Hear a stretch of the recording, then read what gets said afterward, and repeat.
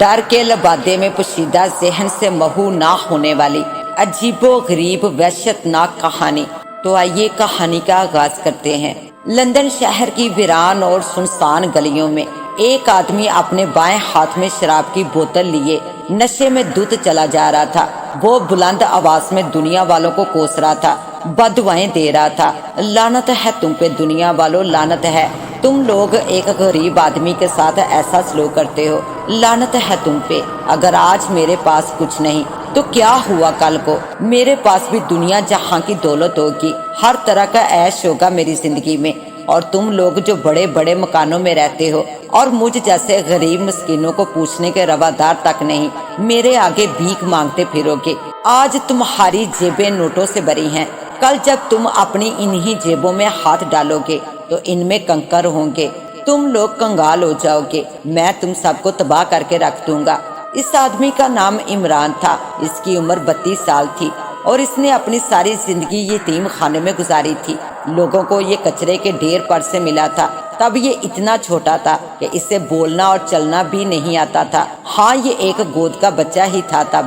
پھر اس بیچارے نے اپنی ساری زندگی یتیم خانے میں گزاری۔ 18 سال کی عمر میں یہ یتیم خانے سے باہر نکلا تو نوکری کی تلاش میں تھا، مگر اسے آج تک کوئی ڈنگ کی نوکری نہیں ملی اور یہ بس یوں ہی چھوٹے موٹے کام کرتا رہا۔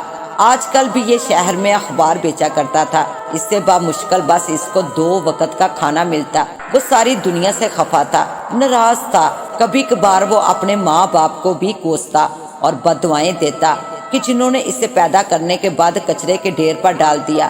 ایسے ماں باپ احترام کے لائق نہیں بلکہ قتل کر دینے کے قابل ہیں، انہوں نے میری زندگی تباہ کر دی۔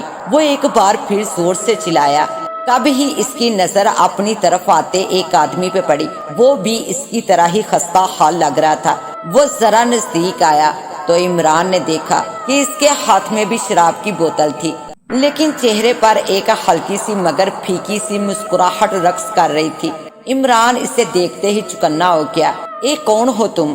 میرے پاس پستول ہے، سمجھے، نزدیک آنے کی جرت مت کرنا ورنہ اپنی زندگی سے ہاتھ دھو بیٹھو گے۔ وہ شخص ہلکا سا ہنسا، پھر بولا تو لہجہ اپناہت سے بھرا ہوا تھا، میں تمہارا دشمن نہیں ہوں، میں نے تمہاری باتیں سنی ہیں، میں تو خود بھی تمہاری طرح حالات کا مارا ہوا ہوں، میں نے تمہاری کہانی سنی، کیا تم اب میری کہانی سنو گے؟ اس شخص نے پوچھا جس کی عمر 40 سال تھی۔ ہاں سنوں گا، ضرور سنوں گا، لیکن پہلے تم مجھے اپنے بارے میں یہ بتاؤ کہ تمہارا نام کیا ہے؟ عمران نے اس سے پوچھا۔ میرا نام جنید ہے، میں اپنی زندگی بڑے آرام سے گزار رہا تھا کہ ایک دن کچھ ڈاکو میرے گھر میں گھس آئے اور انہوں نے میرے سامنے میرے گھر والوں کو گولیوں سے مار کے ہمیشہ کی نیند سلا دیا، لیکن جانتے ہو کہ میں بچ گیا۔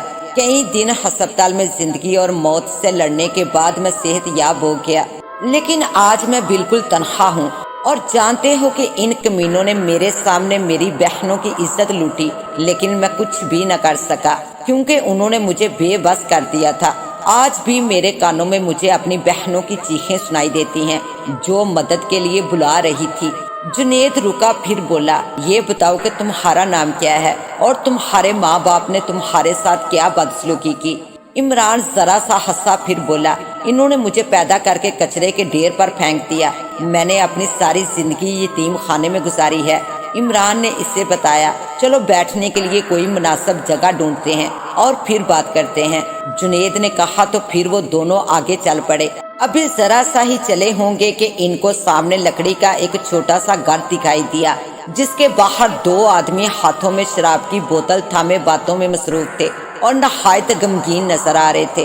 جیسے ہی عمران اور جنید ان کے نزدیک پہنچے، ان میں سے ایک نے جس کی عمر 35 سال تھی انہیں آواز دے کر اپنی طرف بلا لیا، تم دونوں غم کے مارو یہاں آ جاؤ، ہم بھی بالکل تمہاری طرح ہیں، آ جاؤ ہمارے ساتھ بیٹھ جاؤ۔ عمران اور جنید نے ایک دوسرے کی طرف دیکھا اور خاموشی سے چلتے ہوئے ان کے پاس جا بیٹھے۔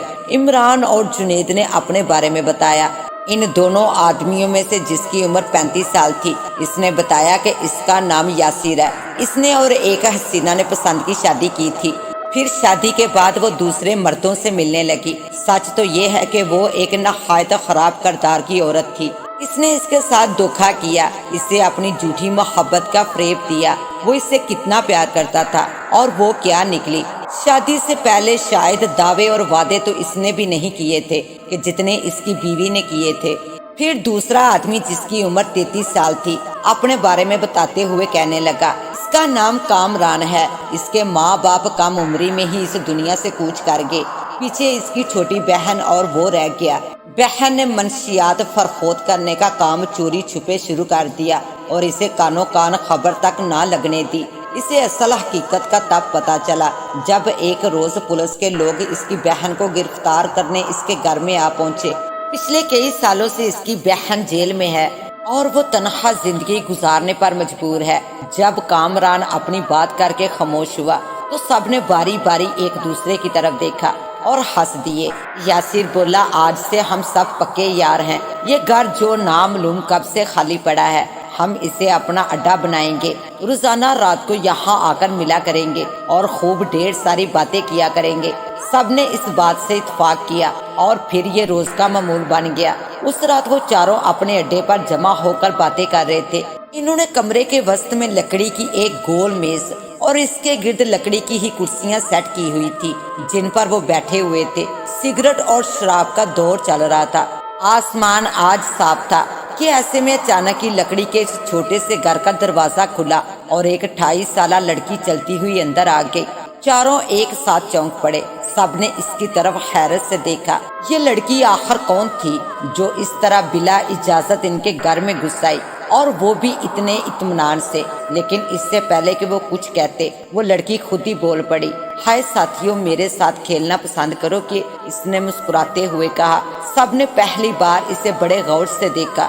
جب وہ ان کی میز کے بالکل نزدیک پہنچ گئی تو اس نے پھنسی ہوئی بلیک جینز، اس کے اوپر محرون رنگ کی شرٹ جس کا ہائی نیک کالر تھا، پیروں میں بلیک سینڈلز ہائی ہیلز والے، سیاہ ریشمی بال جو نہایت گھنے اور لمبے تھے اور ماتھے سے سیدھے کٹے ہوئے تھے۔ عمران نے گور کر اس کی طرف دیکھا۔ جواباً وہ مسکرائی اور بولی، میرا نام ایگل ہے۔ ایگل یہ کیسا نام ہے؟ عمران نے عجیب سے انداز میں ہنستے ہوئے کہا، محترمہ آپ کون ہیں اور ہم سے کیا چاہیے آپ کو؟ اپنا تعارف میں کروا چکی ہوں۔ رہی بات کہ مجھے آپ سے کیا چاہیے تو میں آپ میں سے کسی ایک کے ساتھ کارڈز کھیلنا چاہتی ہوں۔ ایگل نے جواب دیا۔ اس کے چہرے پر مسلسل ایک مسکراہٹ تھی۔ دیکھو محترمہ ایگل، ہمیں تمہارے ساتھ کارڈز کھیلنے میں کوئی دلچسپی نہیں ہے۔ تم جاؤ اپنا کام کرو اور ہمیں ہمارا کام کرنے دو۔ عمران نے چڑھ کر کہا۔ اسے وہ ایگل نامی لڑکی ذرا بھی پسند نہیں آئی تھی۔ کیوں نہ تم اور میں ساتھ میں کھیلیں؟ اس نے عمران کی طرف بڑھتے ہوئے کہا۔ کہا تھا نا مجھے کوئی دلچسپی نہیں ہے، کہا تھا نا مجھے کوئی دلچسپی نہیں ہے۔ عمران نے ذرا غصے سے جواب دیا، دیکھو میرے پاس جو کارڈز ہیں وہ کوئی عام کارڈز نہیں ہیں بلکہ میجک کارڈز ہیں۔ عمران طنزیہ انداز میں ہنس دیا، جبکہ کامران یہ سن کر تھوڑا سا چونک گیا اور جلدی سے بولا، بھلا یہ میجک کارڈ سے آپ کی کیا مراد ہے مس ایگل؟ دیکھو ساتھیوں، میرے پاس جو کارڈز ہیں ان میں سے ہر کارڈ پر کچھ لکھا ہوگا اور جو بھی لکھا ہوگا وہ سب سچ ہوگا۔ جب بھی ہم چاہیں گے میں سارے کارڈز آپس میں ملا دوں گی۔ تھوڑے کارڈز میں رکھوں گی، تھوڑے کارڈز تم رکھو گے۔ کارڈز پہ جو بھی نکلتا جائے گا جب تم یا میں چاہوں گی وہ پورا ہوگا۔ بولو منظور ہے؟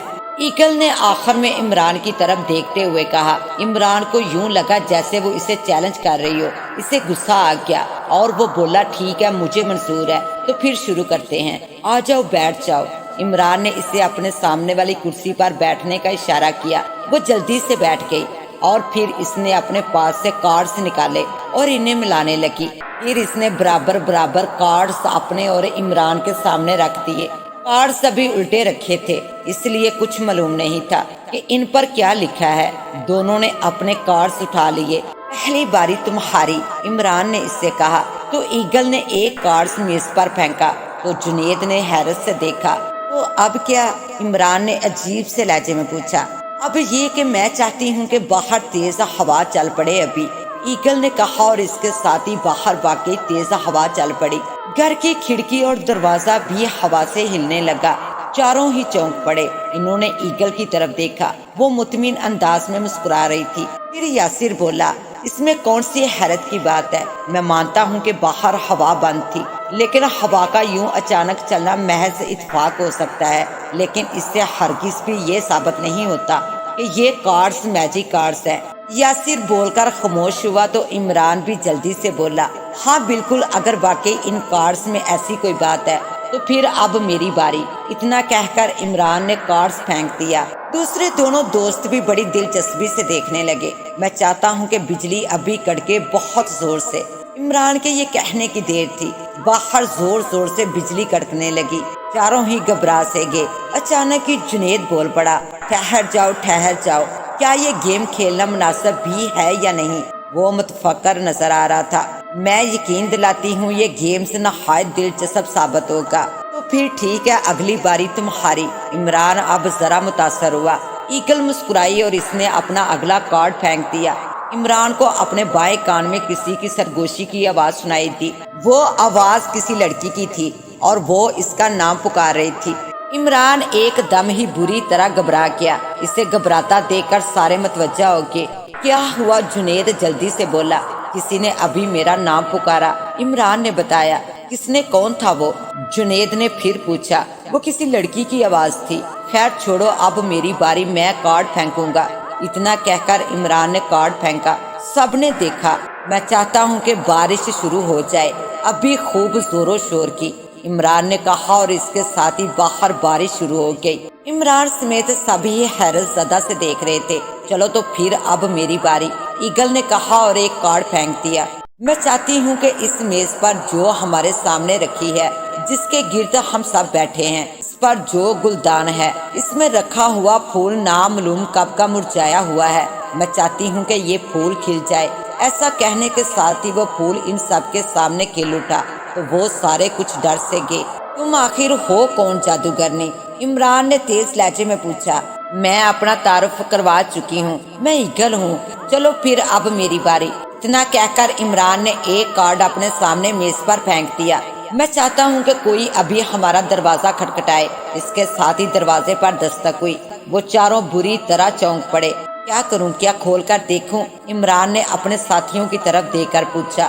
بالکل نہیں، ہرگز نہیں، تمہارا دماغ خراب ہو گیا ہے کیا؟ جنید نے اسے بری طرح جھاڑ دیا۔ اب میری باری، ایگل نے مسکراتے ہوئے کہا اور ایک کارڈ میز پر پھینک دیا۔ میں چاہتی ہوں کہ تمہیں مجھ سے محبت ہو جائے ابھی، ایگل نے عمران کی آنکھوں میں جھانکتے ہوئے نرمی سے کہا، اور عمران کو یوں لگا کہ اس سے آنکھوں ہی آنکھوں میں پیار ہو گیا ہے۔ وہ بری طرح اس کے عشق میں گرفتار ہو گیا۔ اس نے بڑے غور سے اس کا جائزہ لینا شروع کر دیا۔ اس کے سیاہ ریشمی بال تھے، گوری رنگت تھی، نیلی سحر زدہ آنکھیں تھی جن میں ڈوب جانے کو دل کرتا تھا۔ اف کیا جسمات تھی اس کی! عمران اس کی محبت میں دیوانہ ہوا جا رہا تھا۔ مان گیا تم کو حسینہ، مجھے تم سے عشق ہوا، ایگل ہنستی۔ اچھا، اب میں جادوگرنی سے حسینہ بن گئی؟ ویسے بڑے غور سے دیکھ رہے تھے تم مجھے، کیا میں تمہیں اتنی اچھی لگی ہوں؟ عمران حیران رہ گیا، یعنی وہ بھی دیکھ رہی تھی کہ وہ اسے دیکھ رہا ہے۔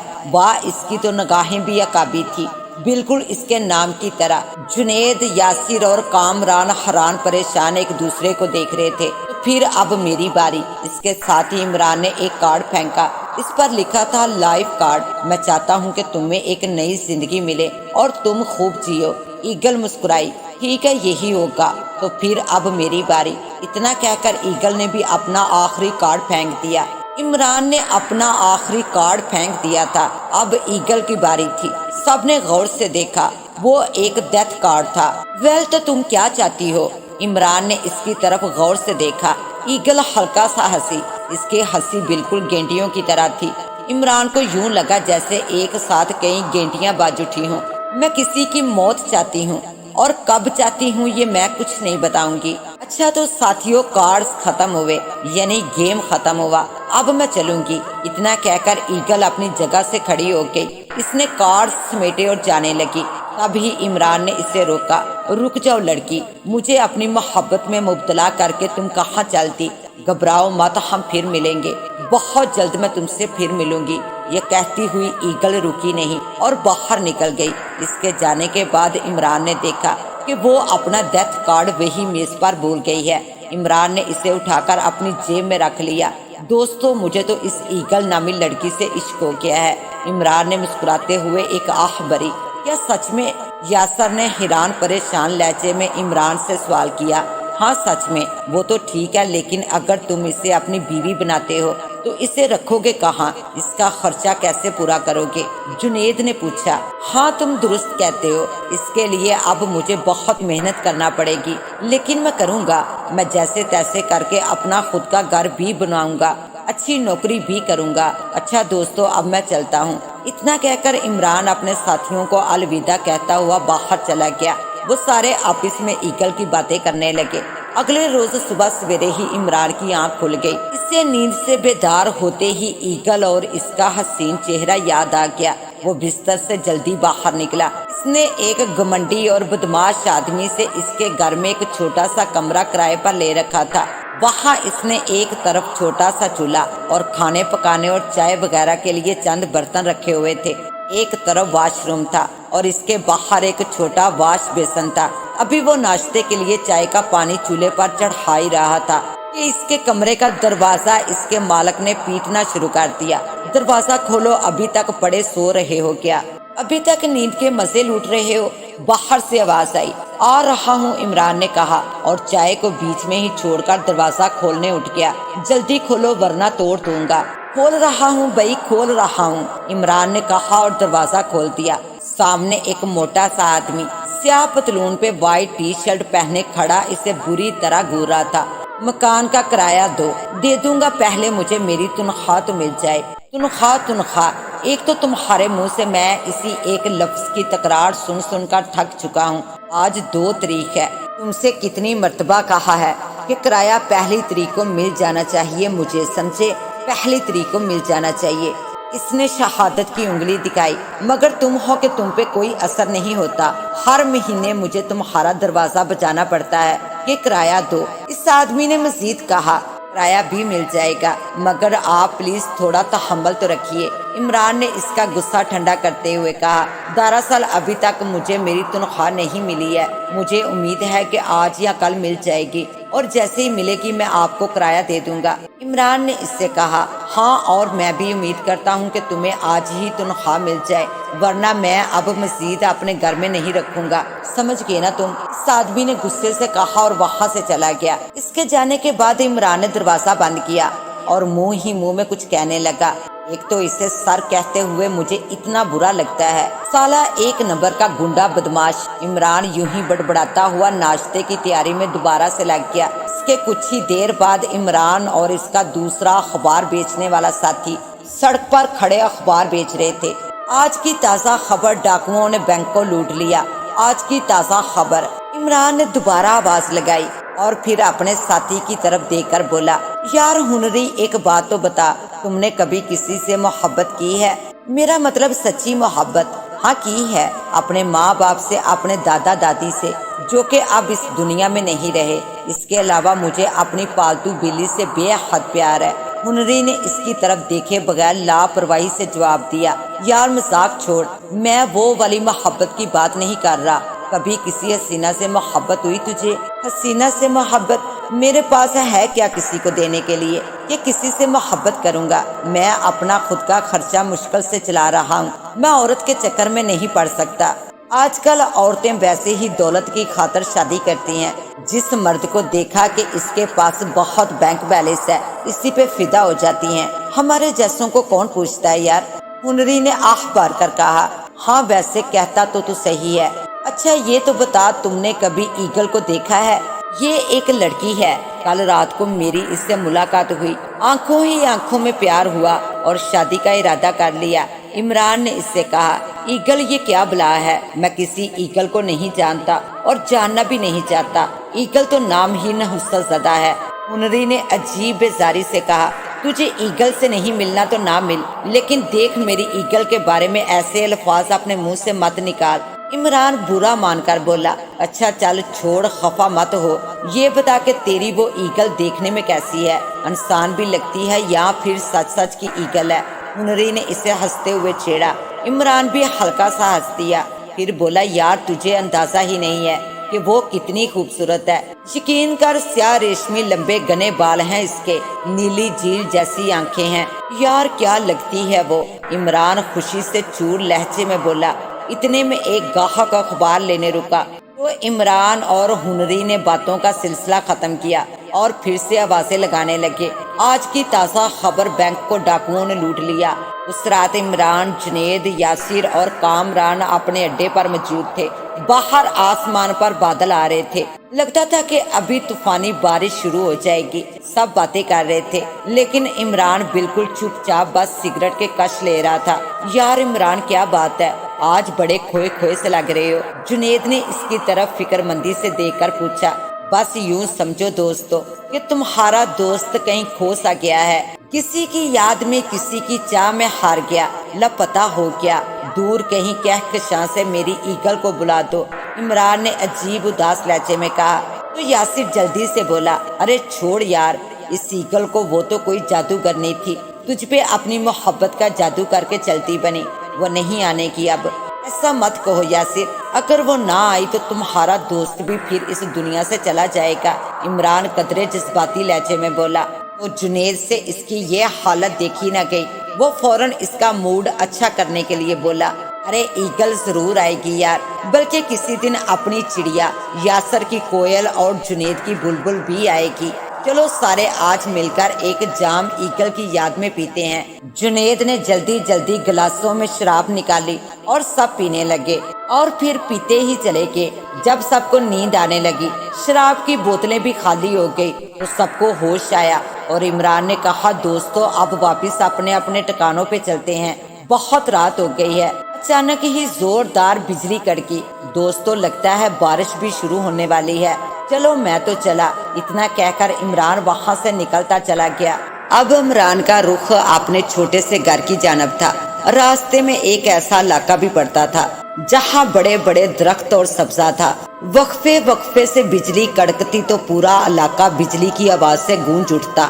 عمران اپنی دھن میں مست چلا جا رہا تھا کہ تب ہی اس کی نظر ایک عقاب پر پڑی، وہ بڑی تیزی سے اس کی طرف چلا آ رہا تھا۔ عمران نے جکائی دے کر خود کو بچایا، ورنہ وہ اس پر جپٹ پڑتا۔